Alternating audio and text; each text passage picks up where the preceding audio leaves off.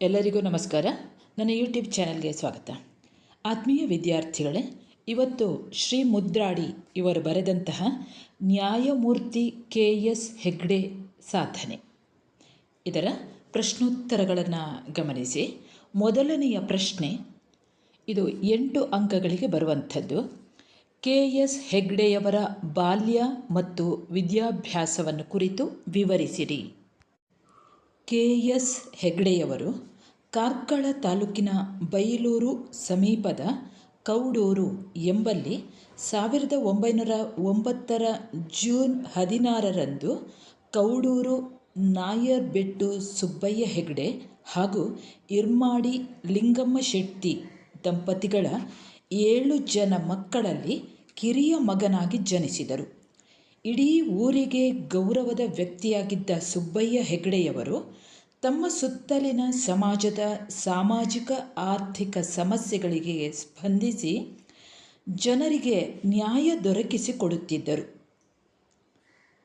ಎಳವೆಯಲ್ಲಿಯೇ ತಮ್ಮ ತಂದೆಯವರ ನ್ಯಾಯ ತೀರ್ಮಾನದ ವೈಖರಿಯಿಂದ ಆಸಕ್ತರಾಗಿದ್ದ KS ಹೆಗ್ಡೆಯವರು ಆ ದಿನಗಳಲ್ಲೇ ಮುಂದೆ ತಾವೊಬ್ಬ ನ್ಯಾಯಾಧೀಶರಾಗಿ ನೊಂದವರಿಗೆ ನ್ಯಾಯ ನೀಡಬೇಕು ಎಂದು ತೀರ್ಮಾನಿಸಿರಬೇಕು.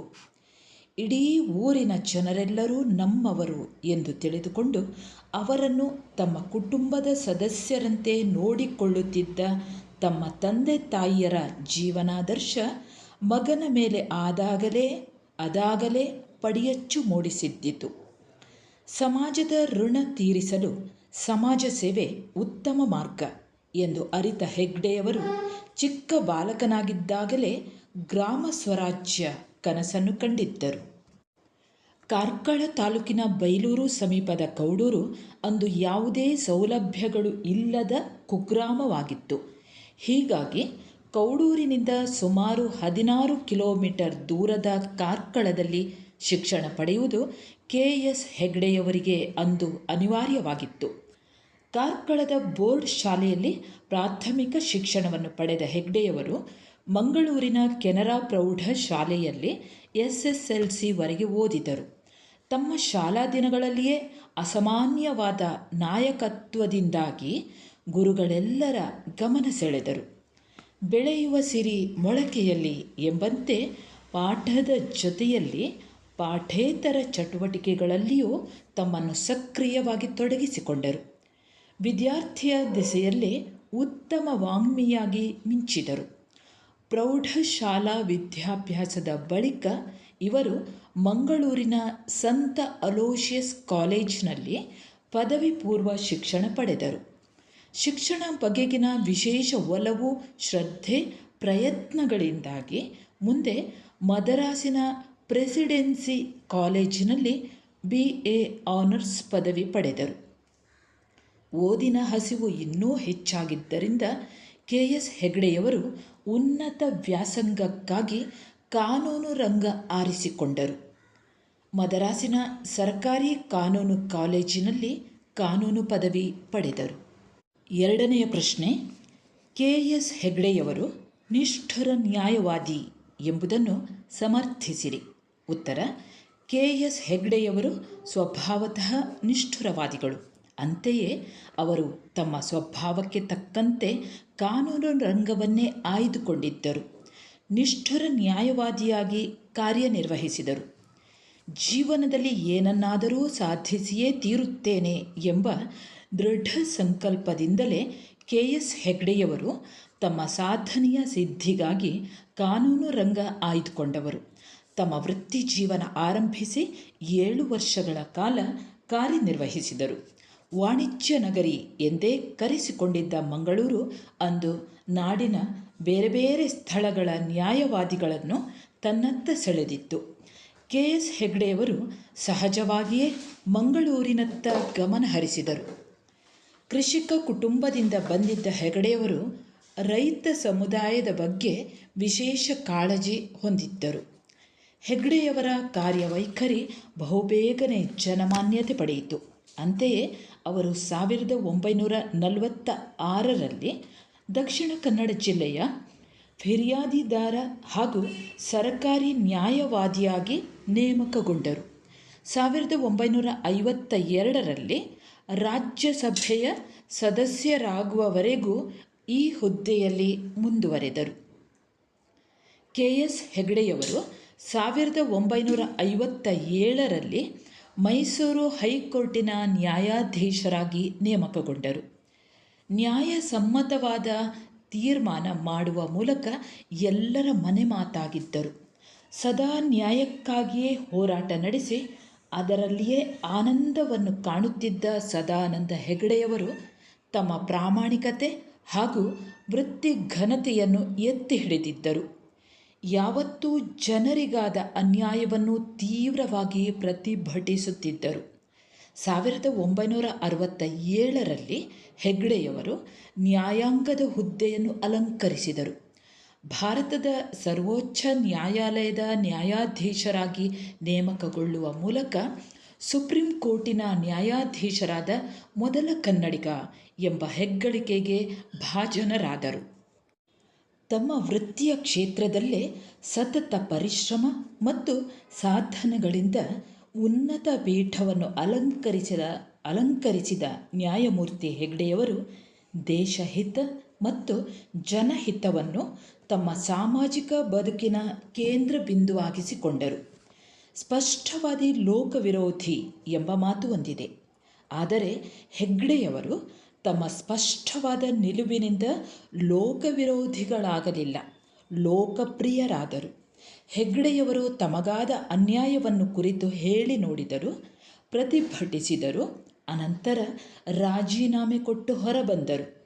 ಹೆಗ್ಡೆಯವರ ಜೊತೆಯಲ್ಲಿಯೇ ನ್ಯಾಯಮೂರ್ತಿ ಜೆ ಎಂ ಶೇಲಟ್ ಹಾಗೂ ನ್ಯಾಯಮೂರ್ತಿ ಎ ಎನ್ ಗ್ರೋವರ್ ಕೂಡ ರಾಜೀನಾಮೆ ನೀಡಿ ಕಾನೂನು ರಂಗದಲ್ಲಿಯೇ ಹೊಸ ಇತಿಹಾಸವನ್ನು ಸೃಷ್ಟಿಸಿದರು. ಏಕಕಾಲಕ್ಕೆ 3 ಹಿರಿಯ ನ್ಯಾಯಮೂರ್ತಿಗಳ ರಾಜೀನಾಮೆ ಸಾಂವಿಧಾನಿಕ ಚರಿತ್ರೆಯಲ್ಲಿಯೇ ಒಂದು ಮಹತ್ತರವಾದ ಬದಲಾವಣೆಯ ಕೇಂದ್ರವಾಯಿತು. ನ್ಯಾಯಾಂಗದ ದೃಷ್ಟಿಯಲ್ಲಿ ಸಾಮಾನ್ಯ ವ್ಯಕ್ತಿಯೊಬ್ಬರ ನಂಬಿಕೆ ಭದ್ರವಾಯಿತು. ಹೆಗ್ಡೆಯವರು ತಮಗಾದ ಅನ್ಯಾಯವನ್ನು ಸಹಿಸದೆ ರಾಜೀನಾಮೆ ಕೊಟ್ಟು ಹೊರಬರಬೇಕಾದರೆ ಅವರು ಎಷ್ಟು ನಿಷ್ಠುರ ನ್ಯಾಯವಾಗಿದ್ದರು ಎಂಬುದು ಬಹು ಸ್ಪಷ್ಟವಾಗುತ್ತದೆ. ಆತ್ಮೀಯ ವಿದ್ಯಾರ್ಥಿಗಳೇ, ಈಗ 5 ಅಂಕದ ಪ್ರಶ್ನೋತ್ತರಗಳನ್ನು ನೋಡುವ. ನ್ಯಾಯಮೂರ್ತಿ ಕೆ ಎಸ್ ಹೆಗ್ಡೆಯವರ ಜೀವನದಿಂದ ನೀವು ಕಲಿಯುವ ಜೀವನ ಮೌಲ್ಯಗಳು ಯಾವುವು? ಉತ್ತರ: ನ್ಯಾಯಮೂರ್ತಿ ಕೆ ಎಸ್ ಹೆಗ್ಡೆಯವರ ಜೀವನದಿಂದ ನಾವು ಕಲಿಯಬೇಕಾದ ಜೀವನ ಮೌಲ್ಯಗಳು ಬಹಳಷ್ಟು ಇವೆ. ಅನ್ಯಾಯ ಕಂಡಲ್ಲಿ ಸುಮ್ಮನೆ ಕುಳಿತುಕೊಳ್ಳಬಾರದು, ತಿಳಿಸಿ ಹೇಳಬೇಕು. ಹೀಗೆ ಹೇಳಿಯೂ ಸಫಲವಾಗದಿದ್ದರೆ ಪ್ರತಿಭಟಿಸಬೇಕು. ಪ್ರತಿಭಟನೆಯೂ ವಿಫಲವಾದರೆ ಆ ಜಾಗವನ್ನು ಬಿಟ್ಟು ದೂರ ಸರಿಯಬೇಕು. ಇದು ಹೆಗ್ಡೆಯವರ ಜೀವನ ಮೌಲ್ಯದಿಂದ ನಾವು ಕಲಿಯಬೇಕಾದ ಜೀವನ ಮೌಲ್ಯ. ಹೆಗ್ಡೆಯವರು ಸಹಿತ ನಡೆದುಕೊಂಡದ್ದು ಕೂಡ ಹೀಗೆಯೇ. ಇದಲ್ಲದೆ ಸುತ್ತಲಿನ ಸಮಾಜದ ಸಾಮಾಜಿಕ ಆರ್ಥಿಕ ಸಮಸ್ಯೆಗಳಿಗೆ ಸ್ಪಂದಿಸುವುದು, ಜನರಿಗೆ ನ್ಯಾಯ ದೊರಕಿಸಿಕೊಡುವುದು, ನೊಂದವರಿಗೆ ನ್ಯಾಯ ನೀಡುವುದು, ಊರಿನ ಜನರನ್ನು ಕುಟುಂಬದ ಸದಸ್ಯರಂತೆ ನೋಡಿಕೊಳ್ಳುವುದು, ಸಮಾಜದ ಋಣ ತೀರಿಸುವುದು, ಆ ಋಣ ತೀರಿಸಲು ಸಮಾಜ ಸೇವೆ ಉತ್ತಮ ಮಾರ್ಗ ಎಂದು ಆಚರಿಸುವುದು, ಸಾಮಾಜಿಕ ಸ್ಪಂದನೆಯೇ ಜೀವನದ ಉಸಿರನ್ನಾಗಿಸಿಕೊಳ್ಳುವುದು, ಸತತ ಪರಿಶ್ರಮ, ಅಧ್ಯಯನಶೀಲತೆ, ಶೋಷಿತ, ಮುಗ್ಧರ ಹಾಗೂ ಅಶಿಕ್ಷಿತರ ಬಗೆಗೆ ಅಪಾರ ಕಾಳಜಿ ಹೊಂದುವುದು, ಶಿಕ್ಷಣದ ಮೂಲಕ ಮಹಿಳಾ ಸಬಲೀಕರಣಕ್ಕಾಗಿ ದುಡಿಯುವುದು, ಧೈರ್ಯ ಹಾಗೂ ಕರ್ತವ್ಯ ಪಾಲನೆ ಈ ಮುಂತಾದವು ನಾವು ಹೆಗ್ಡೆಯವರ ಜೀವನದಿಂದ ಕಲಿಯಬೇಕಾದ ಕೆಲವು ಪ್ರಮುಖ ಪಾಠಗಳು. 5 ಅಂಕದ 2ನೆಯ ಪ್ರಶ್ನೆ. ಲೆಮಿನಾ ಕೈಗಾರಿಕಾ ಸಂಸ್ಥೆಗಳು ಭರವಸೆಯ ಬೃಹತ್ ಉದ್ದಿಮೆಗಳಾಗಿ ರೂಪುಗೊಳ್ಳಲು ಕಾರಣವೇನು? ಉತ್ತರ: ತಂದೆ ಸದಾನಂದ ಹೆಗ್ಡೆಯವರು ಕಂಡ ಕನಸನ್ನು ನನಸಾಗಿಸಬೇಕು ಎಂಬ ಹಂಬಲದಿಂದಲೇ ಮೈದಳೆದ ನಿಟ್ಟೆ ವಿದ್ಯಾಸಂಸ್ಥೆಯ ಒಂದು ಭಾಗವಾಗಿ ಬೆಳೆಯುತ್ತಿರುವ ಬೃಹತ್ ಉದ್ದಿಮೆಯೇ ಲೆಮಿನಾ ಕೈಗಾರಿಕಾ ಸಂಸ್ಥೆಗಳು. ಲೆಮಿನಾ ಸಸ್ಪೆನ್ಷನ್ಸ್ ಪ್ರಾಡಕ್ಟ್ ಲಿಮಿಟೆಡ್ ಸಂಸ್ಥೆ ಆರಂಭದಲ್ಲಿ ಕರ್ನಾಟಕ, ಕೇರಳ, ತಮಿಳುನಾಡು ಮತ್ತು ಆಂಧ್ರ ಪ್ರದೇಶಗಳಲ್ಲಿ ತನ್ನ ಕಚೇರಿಗಳನ್ನು ತೆರೆದು ದಕ್ಷಿಣ ಭಾರತದಲ್ಲಿ ನೆಲೆಯನ್ನು ಸ್ಥಾಪಿಸಿತು. ಅನಂತರ ಮಧ್ಯ ಹಾಗೂ ಉತ್ತರ ಭಾರತದ ಅಹಮದಾಬಾದ್, ಕೋಲ್ಹಾಪುರ, ರಾಯಪುರ, ಕಟಕ್, ಜಮ್ಶೆಡ್ಪುರ ಮೊದಲಾದ ಕಡೆಗಳಿಗೆ ವ್ಯಾಪಿಸಿತು. ಸಂಪೂರ್ಣ ಯಾಂತ್ರೀಕೃತ ಉದ್ಯಮವೆನಿಸಿ ಗುಣಮಟ್ಟದ ಪ್ರಗತಿಯೊಂದಿಗೆ ಮಾರುಕಟ್ಟೆಯಲ್ಲಿ ಹೆಚ್ಚಿನ ಪಾಲುಗಾರಿಕೆ ಪಡೆಯಲು ಸಮರ್ಥವಾಗಿವೆ. ಇಂಗ್ಲೆಂಡ್, ಬೆಲ್ಜಿಯಂ, ಇಟಲಿ, ಫ್ರಾನ್ಸ್ ಮೊದಲಾದ ದೇಶಗಳಿಗೆ ಲೆಮಿನಾ ಉತ್ಪನ್ನಗಳು ರಫ್ತಾಗುತ್ತಿವೆ. Abu Dhabi, Dubai, Qatar, America, Mexico, Africa, ಆಸ್ಟ್ರೇಲಿಯಾದ ದೇಶಗಳಲ್ಲೂ ಲೆಮಿನಾ ಗ್ರಾಹಕರಿದ್ದಾರೆ. ಲೆಮಿನಾ ಫೌಂಡ್ರೀಸ್ ಐರೋಪ್ಯ ರಾಷ್ಟ್ರಗಳಿಗೆ ಬ್ರೇಕ್ ಡ್ರಮ್ಸ್ಗಳನ್ನು ಅತ್ಯಧಿಕವಾಗಿ ರಫ್ತು ಮಾಡುತ್ತಿವೆ.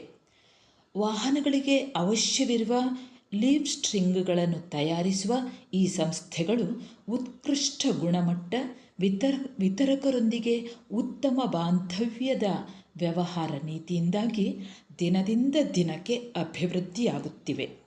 ಬಂಡವಾಳ ಹೂಡಿಕೆ ನಿರಂತರವಾಗಿ ಹೆಚ್ಚುತ್ತಿದ್ದು ನೂತನ ತಂತ್ರಜ್ಞಾನ ಆವಿಷ್ಕಾರಕ್ಕೆ ನಾಂದಿಯಾಗಿದೆ. 5 ಅಂಕದ 3ನೇ ಪ್ರಶ್ನೆ. ನ್ಯಾಯಮೂರ್ತಿ ಹೆಗ್ಡೆಯವರು ನಮಗೆ ಬಿಟ್ಟು ಹೋದ ಆಸ್ತಿ ಯಾವುದು? ಉತ್ತರ: ಈ ನಾಡಿನ ಜನ ಎಂದೂ ಮರೆಯಲಾಗದಂತಹ ಬದುಕನ್ನು ಬಾಳಿದ ಕೆ.ಎಸ್. ಹೆಗ್ಡೆಯವರು ನಿರ್ಭೀತ, ನಿಷ್ಕಳಂಕ, ಚಾರಿತ್ರ್ಯ ಸಂಪನ್ನ ವ್ಯಕ್ತಿತ್ವವನ್ನು ಹೊಂದಿದ್ದರು. ಜನಹಿತ ಕಾರ್ಯಗಳ ಜೊತೆಗೆ ವಿದ್ಯಾ ಸಂಸ್ಕೃತಿಯ ಆರಾಧನೆಯಲ್ಲೇ ಸಂತಸ ಕಂಡರು. ಸದಾ ಭಗವಂತನ ಸ್ಮರಣೆ ಮಾಡುತ್ತಿದ್ದ ಹೆಗ್ಡೆಯವರು ತಮ್ಮ ಮೊಮ್ಮಗಳ ಜನ್ಮದಿನವಾದ 1990 ಮೇ 25ರಂದು ರಾತ್ರಿ ಚಿರನಿದ್ರೆಗೆ ಜಾರಿದರು. 81 ವಸಂತಗಳ ತುಂಬು ಜೀವನವನ್ನು ಉಂಡು ಕೆ.ಎಸ್. ಹೆಗ್ಡೆಯವರು ಭೌತಿಕ ಶರೀರದಿಂದ ದೂರವಾದರೂ ಕೀರ್ತಿ ಶರೀರಿಯಾಗಿ ಈಗಲೂ ಉಳಿದವರು. ಹೆಗ್ಡೆಯವರು ನಿನ್ನೆಯ ಬಳುವಳಿಯೊಂದಿಗೆ ನಾಳೆಯ ನಿರೀಕ್ಷೆಯನ್ನು ಕಾಣುತ್ತಾ ಇಂದು ಸಾರ್ಥಕವಾಗಿ ಬಾಳಿದವರು.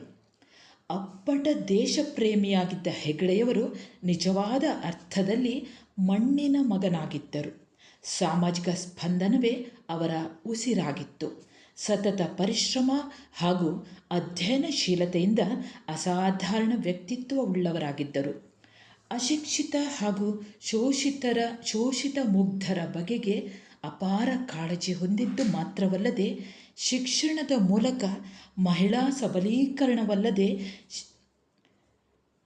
ಶಿಕ್ಷಣದ ಮೂಲಕವೇ ಮಹಿಳಾ ಸಬಲೀಕರಣ ಸಾಧ್ಯ ಎಂಬ ವಿಶ್ವಾಸವುಳ್ಳವರಾಗಿದ್ದರು. ಧೈರ್ಯ ಮತ್ತು ಕರ್ತವ್ಯ ಪಾಲನೆ ಅವರ ಶಕ್ತಿಗಳಾಗಿದ್ದವು. ಅವರ ಎಲ್ಲ ತೀರ್ಪುಗಳಲ್ಲೂ ಭಾರತೀಯರ ಮೂಲಭೂತ ಹಕ್ಕುಗಳ ರಕ್ಷಣೆಯ ಕಳಕಳಿ ಎದ್ದು ಕಾಣುತ್ತಿತ್ತು. ನ್ಯಾಯವಾದಿಗಳಾಗಿ, ನ್ಯಾಯಾಧೀಶರಾಗಿ, ನ್ಯಾಯಮೂರ್ತಿಗಳಾಗಿ ವೃತ್ತಿ ಜೀವನದ ಗೌರವವನ್ನು ಮೆರೆದವರು ಹೆಗ್ಡೆಯವರು. ರುಚಿ ಶುದ್ಧಿಯ ರಾಜಕೀಯವನ್ನು ಬಾಳಿದವರು. ಹೆಗ್ಡೆಯವರ ಬದುಕು ಹೋರಾಟದ ಬದುಕು. ಅಸತ್ಯ, ಕತ್ತಲೆ, ಅಜ್ಞಾನ, ಸಮಾಜದ ಎಲ್ಲ ಅನಿಷ್ಟ ಈ ಎಲ್ಲವುಗಳೊಡನೆ ಅವರು ಹೋರಾಟ ಮಾಡಿದರು. ಈ ಹೋರಾಟದಲ್ಲಿ ಸಫಲತೆ, ಸಾರ್ಥಕತೆ ಕಂಡ ಸದಾನಂದರು ನಮ್ಮ ಪಾಲಿಗೆ ಇಂದೂ ನಮ್ಮೊಡನೆ ಇರುವ ಚಿದಾನಂದರಾಗಿದ್ದಾರೆ. ವಿದ್ಯಾರ್ಥಿಗಳೇ, ಈಗ 1 ಅಂಕದ ಪ್ರಶ್ನೆಗಳನ್ನು ಗಮನಿಸಿ. ಪ್ರಶ್ನೆ 1. ನ್ಯಾಯಮೂರ್ತಿ ಕೆ.ಎಸ್. ಹೆಗ್ಡೆ ಸಾಧನೆ ಲೇಖನದ ಕರ್ತೃ ಯಾರು? ಉತ್ತರ: ನ್ಯಾಯಮೂರ್ತಿ ಕೆ.ಎಸ್. ಹೆಗ್ಡೆ ಸಾಧನೆ ಲೇಖನದ ಕರ್ತೃ ಶ್ರೀ ಮುದ್ರಾಡಿ. 2ನೇ ಪ್ರಶ್ನೆ. ನ್ಯಾಯಮೂರ್ತಿ ಕೆ.ಎಸ್. ಹೆಗ್ಡೆ ಸಾಧನೆ ಲೇಖನದ ತಿರುಳು ಏನು? ತಿರುಳು ಅಂದರೆ ಸತ್ವ. ಉತ್ತರ: ನ್ಯಾಯಮೂರ್ತಿ ಕೆ.ಎಸ್. ಹೆಗ್ಡೆಯವರ ಸಂಕ್ಷಿಪ್ತ ಜೀವನ ಮತ್ತು ಸಾಧನೆ ಕುರಿತು ಪಕ್ಷಿನೋಟವೇ ಪ್ರಸ್ತುತ ಲೇಖನದ ತಿರುಳು. 3ನೇ ಪ್ರಶ್ನೆ. ಕೆ.ಎಸ್. ಹೆಗ್ಡೆಯವರ ಹುಟ್ಟೂರು ಯಾವುದು? ಉತ್ತರ: ಕಾರ್ಕಳ ತಾಲೂಕಿನ ಬೈಲೂರು ಸಮೀಪದ ಕೌಡೂರು. KS ಹೆಗಡೆಯವರ ಹುಟ್ಟೂರು. 4ನೇ ಪ್ರಶ್ನೆ, KS ಹೆಗಡೆಯವರ ತಂದೆ ಯಾರು? ಉತ್ತರ ಕೌಡೂರು ನಾಯರ್ಬೆಟ್ಟು ಸುಬ್ಬಯ್ಯ ಹೆಗಡೆ. 5ನೇ ಪ್ರಶ್ನೆ, KS ಹೆಗಡೆಯವರ ತಾಯಿ ಯಾರು? ಉತ್ತರ ಇರ್ಮಾಡಿ ಲಿಂಗಮ್ಮ ಶೆಟ್ಟಿ. 6ನೇ ಪ್ರಶ್ನೆ, KS ಹೆಗಡೆಯವರ ಪೂರ್ಣ ಹೆಸರೇನು? ಕೌಡೂರು ಸದಾನಂದ ಹೆಗಡೆ. 7ನೇ ಪ್ರಶ್ನೆ, KS ಹೆಗಡೆಯವರು ದಕ್ಷಿಣ ಕನ್ನಡ ಜಿಲ್ಲೆಯ ಫಿರ್ಯಾದಿದಾರ ಹಾಗೂ ಸರ್ಕಾರಿ ನ್ಯಾಯವಾದಿಯಾಗಿ ನೇಮಕಗೊಂಡದ್ದು ಯಾವಾಗ? ಉತ್ತರ 1946ರಲ್ಲಿ KS ಹೆಗಡೆಯವರು ದಕ್ಷಿಣ ಕನ್ನಡ ಜಿಲ್ಲೆಯ ಫಿರ್ಯಾದಿದಾರ ಹಾಗೂ ಸರ್ಕಾರಿ ನ್ಯಾಯವಾದಿಯಾಗಿ ನೇಮಕಗೊಂಡರು. 8ನೇ ಪ್ರಶ್ನೆ, KS ಹೆಗಡೆಯವರು ಮೈಸೂರು ಹೈಕೋರ್ಟ್ನ ನ್ಯಾಯಾಧೀಶರಾಗಿ ನೇಮಕಗೊಂಡದ್ದು ಯಾವಾಗ?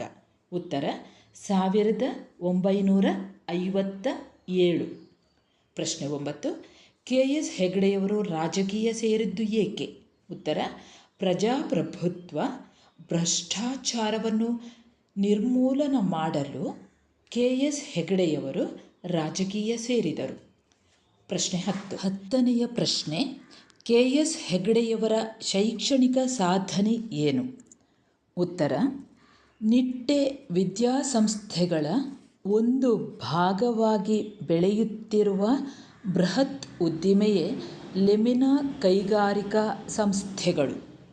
ವಿದ್ಯಾರ್ಥಿಗಳೇ, ಇಲ್ಲಿಗೆ ಶ್ರೀ ಮುದ್ರಾಡಿ ಅವರು ಬರೆದಂತಹ KS ಹೆಗಡೆ ಸಾಧನೆ ಈ ಪಾಠದ ಪ್ರಶ್ನೋತ್ತರಗಳು ಇಲ್ಲಿಗೆ ಮುಕ್ತಾಯವಾಗ್ತಾ ಇದೆ. ವಿದ್ಯಾರ್ಥಿಗಳೇ, ನೀವು ನನ್ನ ಚಾನಲ್ಗೆ ಹೊಸಬರಾಗಿದ್ದಲ್ಲಿ ಮೊದಲು ಸಬ್ಸ್ಕ್ರೈಬ್ ಮಾಡಿಕೊಳ್ಳಿ. ಹಾಗೆ ಇತರ ಪಾಠಗಳ ನೋಟ್ಸ್ ಕೂಡ ಹಾಕಿದ್ದೇನೆ, ಅದನ್ನು ಕೂಡ ಗಮನಿಸ್ತಾ ಇರಿ. ಮುಂದಕ್ಕೆ ಇನ್ನೂ ಕೂಡ ನೋಟ್ಸ್ಗಳನ್ನು ಹಾಕ್ತಾ ಹೋಗ್ತೇನೆ, ಅದನ್ನು ಕೂಡ ಗಮನಿಸ್ತಾ ಇರಿ. ಶುಭವಾಗಲಿ. ಮುಂದೆ ಇನ್ನೊಂದು ವಿಷಯದೊಂದಿಗೆ ಮತ್ತೆ ಬರುತ್ತೇನೆ. ಅಲ್ಲಿಯವರೆಗೆ ನಮಸ್ಕಾರ.